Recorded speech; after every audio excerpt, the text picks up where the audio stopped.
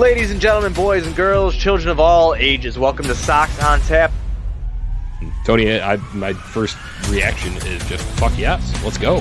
Sox versus the Twins. That's where it all starts. Because it all starts taking care of business in-house in the Central Division. That's right, I'm a meatball. You got to bring that top button swag, baby. It is always great to beat the Cubs. And I'm a homer, so I always say they're gonna. Dallas Keuchel Lamson got some beards that you should be afraid of. What everybody said when he gets out there, it's me versus the other guy, and I'm going to beat him. So I just love that mentality. It's cool and fucking tough. Steve, would you say that Tony is mad online? I would definitely say that. The White Sox winner.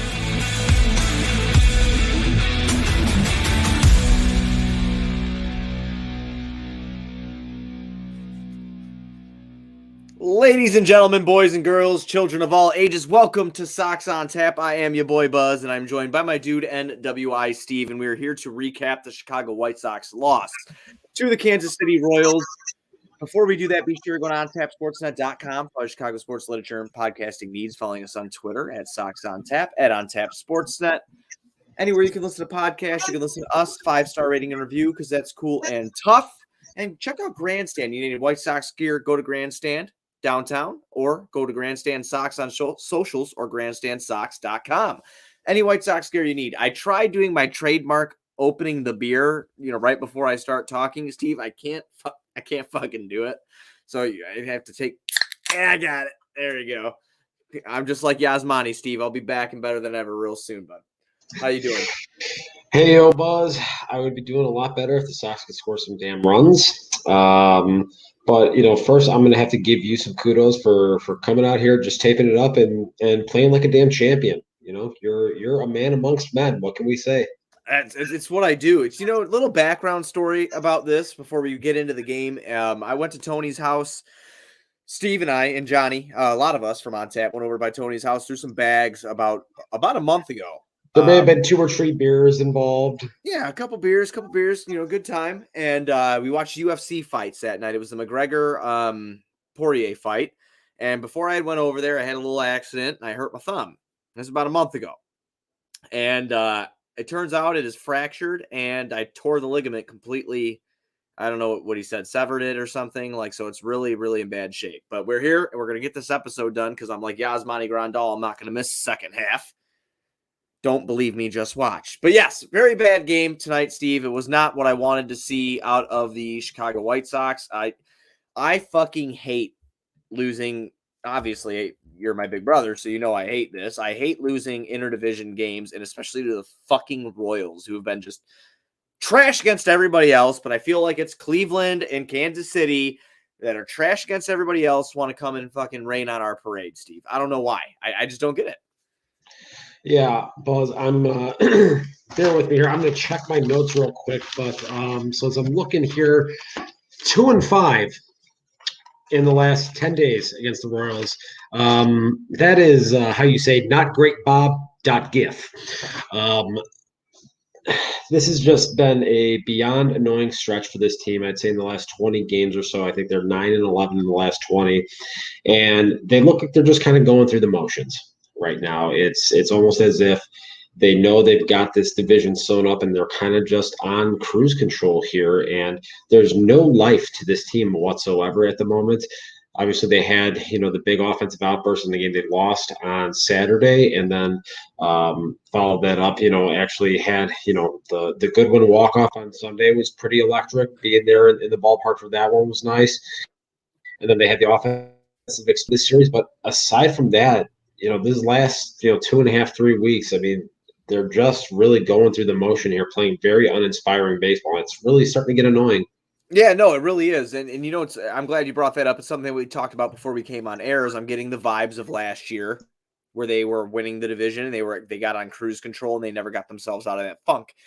Am I saying that's what it is? No, but I'm saying it's a relatable situation, at least from a fan perspective, because I want them to keep just putting their foot down on throats and crushing them. That's all I want.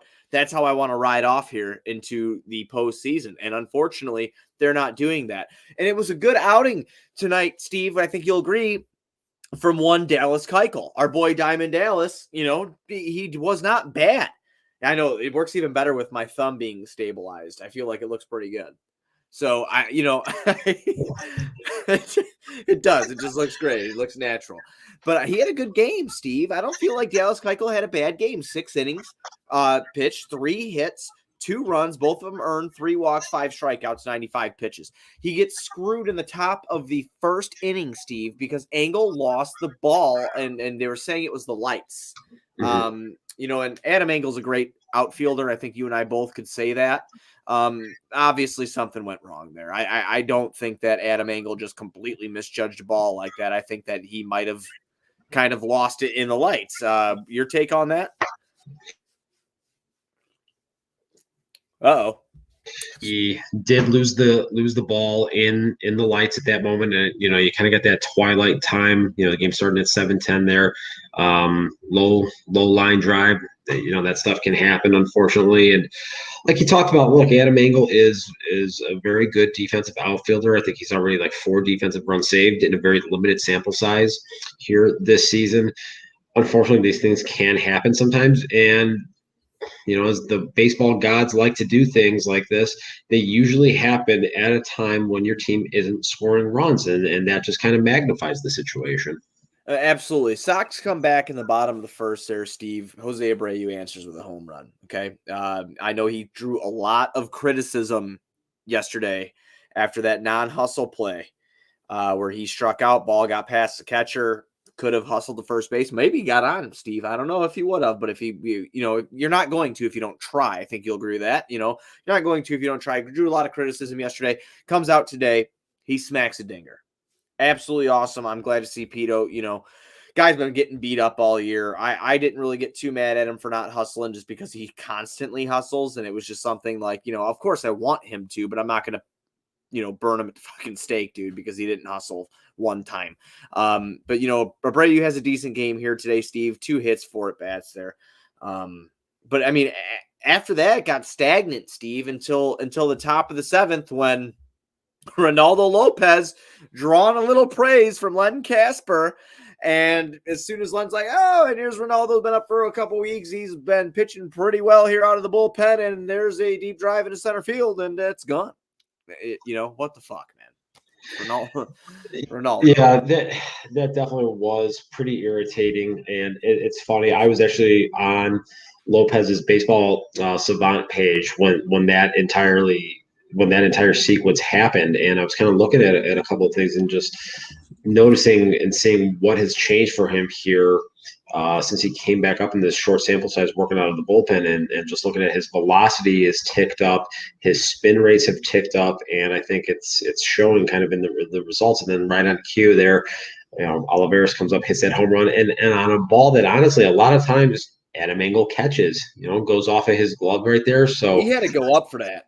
Yeah, he definitely did. I mean, we've seen him make that play a number of times over the course of the last few years here. Unfortunately, just tonight, kind of everything that went wrong for Adam Engel did, and it played a significant role in costing this team a baseball game. Unfortunately, that coupled with the fact that just they hit into some bad luck offensively. Cesar Hernandez had a ball in there that I think it was maybe in the 4th inning or so that could have gotten through and could have sparked a little bit of a rally there. And then the ball that Moncada hit down the line there. Santana. Yeah. I mean, I thought for sure that motherfucker was getting through. I mean, he hit that hard, man.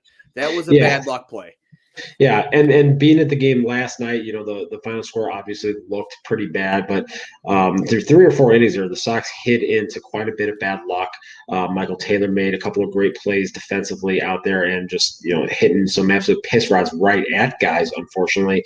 So it's just a frustrating couple of days here that at this point you just got to try to turn the page and hope that the bats come out tomorrow.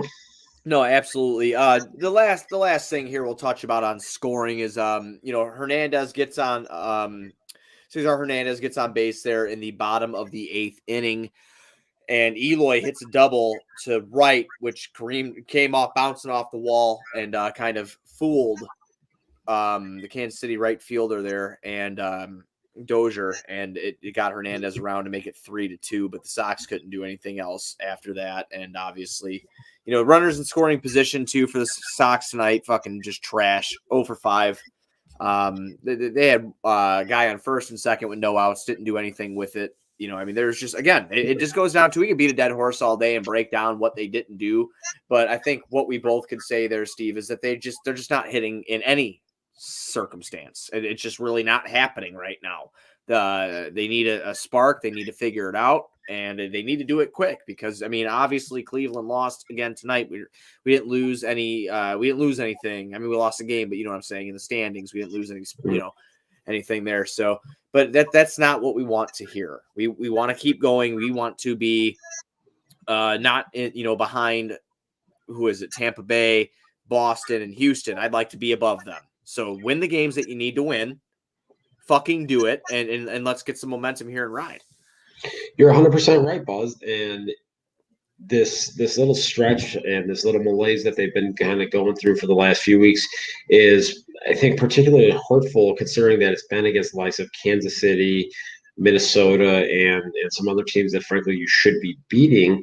And to your point there, it's not so much about the division anymore. And I feel pretty confident in the fact that this team is going to win the AL Central at this point.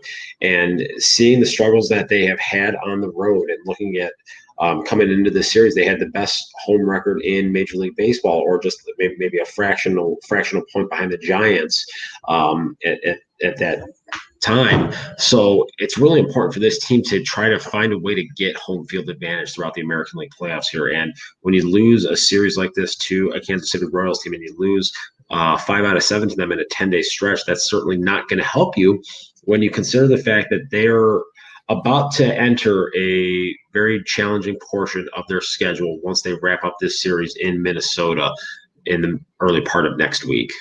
Right. I definitely agree with that. One positive note I want to touch on before we move on. Andrew Vaughn in right field. What you think? I think he looked better out there today. Obviously, that first game out there in Kansas City a week ago was on the rough side of it. We got to be completely honest with you. Right field at Kauffman Stadium is one of the more tricky right fields to play in the entire league. Playing a corner outfield spot at 35th and Shields is relatively easy.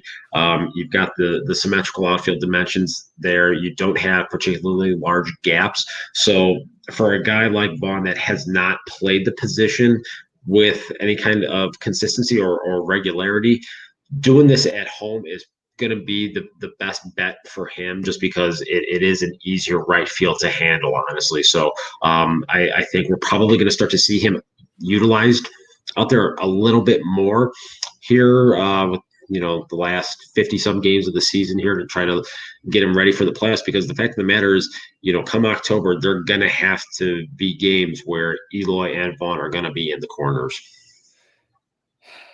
Yeah, I saw the statistics on Eloy, and this is something that we actually touched on the show last year about, Steve. I'm sure you remember this. We pulled up the numbers of him being in left field compared to him being a DH. And obviously when he DHs, the numbers are shit. It's like he's not engaged. And listen, and people can make excuses all they want, Steve. We can talk about like the mental part of it all. Listen, man, you're getting fucking paid. I don't care if you got to go in the fucking dugout and take a bat and swing it at a fucking wall. Obviously, there's cages. You need to fucking do something to keep yourself moving and keep your brain engaged if you're not in the field. Obviously, he did have a good hit tonight. It just makes me more nervous than anything to see Eloy in left field, because we've seen the sample size. We've seen what's happened. I don't need to see anymore. It's a big sample size. I don't need to see anymore. But it's also a catch-22, because if his numbers are that much better, and that's the only way to keep him engaged, to have him, contribute offensively, I guess I'm glad I'm not the one making that decision. So if we have to see Andrew Vaughn in right and Eloy in left with La Pantera in center, then so be it. I guess we'll just have to figure it out from there and ride forward. But yeah, so, Sox lose this game. Obviously, tomorrow is the start of the crosstown. Sox aren't playing well right now. They're playing down to the level of competition, but I want blood.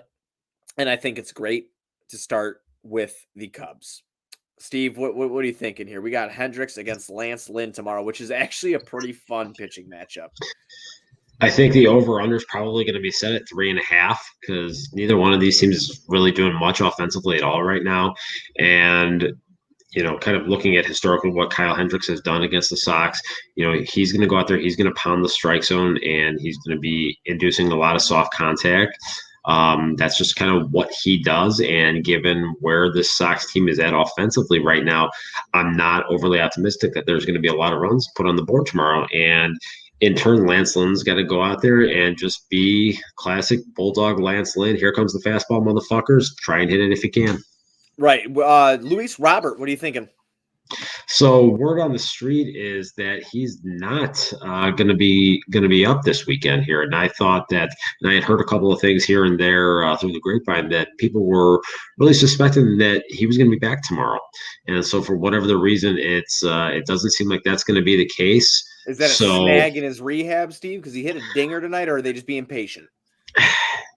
It kind of makes it seem like they're just trying to be patient with it a little bit.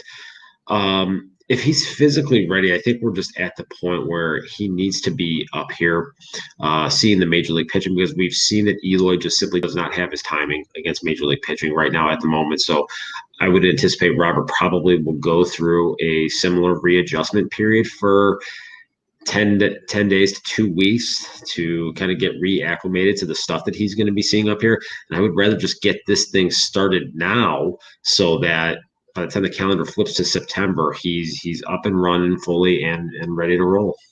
Yeah, I was thinking the same thing, Steve. I was just like, you see what he's kind of doing in Charlotte. Tonight was his first dinger of his rehab assignment. The speed is there. We've seen the stolen bases out of him. He's been DHing a lot down there, which I'm fine with. We know what he can do defensively. We know he's healthy. We know all that. Stealing bases, though, getting on base, hitting the ball pretty well. I'd like to see him up here because, again, offense is struggling. I'm looking for any spark that we can, pretty much get. And to your point, to piggyback off of that, I want him to be fully comfortable for about 2 months. Well, I mean, not even. What is it right now? The 5th? Yeah, month and a half of regular season baseball before we get into the postseason. And, I just don't want him to come up too late where he struggles. And then everybody's, I don't want one guy struggling, figuring out, and then, here's another guy, he's coming back, and then he's struggling. Everybody needs to be a cohesive unit, hit the ball, because when you're hot, you win in the MLB postseason. And that's what it is. So hopefully he's up sooner rather than later. Pick the click for this game, Steve? I'm going to go ahead and I'm going to take Andrew Vaughn. I thought they said during the broadcast that he was going to be in right field as they're anticipating putting Eloy in left there tomorrow. So if Vaughn is in there, getting his first taste of the crosstown action and just being a guy that has, I think, a pretty strong plate approach out there, and a guy that will work counts, I think he's going to get a good pitch to hit from Kyle Hendricks at some point, and I wouldn't be surprised if he puts one in the bleachers for all those fuckheads out there. I'm gonna take Eloy because he always beats. He just always does something against them, So I'm gonna take Eloy tomorrow. So we got the corners tomorrow, Steve. Me and you are working the corners tomorrow. Absolutely. Oh yeah. It is White Sox. It is Sox on Tap After Dark officially now, baby. Working the corners, man. But yeah, so hopefully, fuck the Cubs. Just straight up, fuck the Cubs. Let's get this win. Let's get back on the right track here. Win this series. Maybe Monday, Steve. Maybe Monday is the day that Luis Robert comes back and we start, as healthy as we possibly can be. We start riding it out. That's what I'm hoping to see. You know what? Fun fact, though, before we go, I'm just sitting here thinking to myself, Bud. I mean, obviously we'll rotate it, but if they do decide that they'd rather have Eloy in the field to keep him engaged or whatever you want to call it and have Andrew Vaughn and right, are we going to be switching DH between like Collins and Goodwin or is that, or Angle when Luis Roberts back? I mean, what happens there? So I think initially what'll happen is there's going to be a lot of mixing and matching, and I think Tony's really going to be giving guys a lot of off days. And this is actually, I think, a concept that I'm working on for a future piece over at On Tap Sportsnet. So maybe stay tuned for that. I don't think we're going to see Robert playing every day when he comes back initially. I think especially given the fact that a lot of his game is predicated on speed and explosiveness, they're going to want to not go 0 to 60 with him right away, give him some off days built in there so that come October, comes that first week in October, he's fully functional and ready to go. So there's going to be a lot of different lineup machinations that are going to take place with this here. So you may even see Robert DHing occasionally, maybe getting Angle over there in center field. I just think at this point now we're probably getting to a time frame where the idea of Vaughn and Eloy in the corners is going to become a little bit of a more regular thing here, potentially. And I think especially when Yaz gets back, because I don't think they're going to have him squatting every single day behind the plate there. We know he's not going to need his catcher's gears on day when a certain, number 27 takes the mound because, God forbid, he can, throw to him or anything like that. But that's it. He's still here. Yeah. That's if he's still here, Steve. I don't know. We had a good piece on Tap Sportsnet today about Zach Collins might be being in trouble here. I know he's dead. He's dead man walking. Yeah, he's a dead man walking once Yasmani returns. 100%. Yeah, but I'm everything you brought up is fair. It's basically going to be kind of like the Angle treatment when Angle first came back from his injury, just not for at least for Luis Robert, just not playing every day because of how both of those guys kind of play their games. Obviously, Luis Robert's I think in another universe than Adam Angle, but there's similarities there, parallels there, So all right, well, that's all I got for the night, man. We'll be back tomorrow in some capacity. Are you hitting any games this weekend or at Wrigley or no? I do not go to these games. These are the games every year on the calendar I will 100% abstain from. Even when they come to the ballpark here at 35th and Shields, I have no desire to sit and be around those fucking cockroaches that'll be coming into the park, bringing their disease and everything else that comes with them. Yeah, no, I am not believe this or not, as much as I love the smoke, I am usually not a Sox Cubs guy. Me and Juice, and obviously Juice well, on tap guy, Cubs fan. Best friend growing up, one of my best friends in the world growing up. And him and I decided years ago that we are not going to this anymore because it is just I don't know how this is makes sense, but it's worse than Bears Packers. And I love going to Bears Packers just because I don't know. I love that, but I cannot stand going to Sox Cubs. So I'll be in front of my TV, Steve, with a nice cold beverage, comfortable watching the White Sox put down a beat down on the Cubs.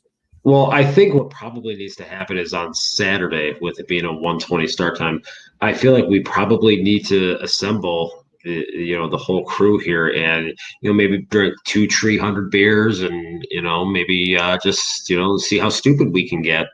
I would love to do that. I might stop by for for a little bit for that. I have to help Juice move on Friday and Saturday, so I will be in Grand Rapids tomorrow night and then moving Juice to his new town of South Bend. So I hear Grand Rapids is lovely this time of year. I bet it is. I can't wait to get there tomorrow night. We'll find out. But so let's hope the Sox get that W tomorrow. Everybody, thank you for joining us. Be sure you're going on tapsportsnet.com for all Chicago sports literature and podcasting needs. Following us on Twitter at SoxOnTap, at OnTapSportsNet. Anywhere you can listen to podcasts, you can listen to us 5-star rating and review because that's cool and tough. And check out Grandstand, grandstandsox.com, or follow them on socials at Grandstand Sox. We'll be back tomorrow after the Sox beat the shit out of the Cubs. White Sox forever. White Sox for life.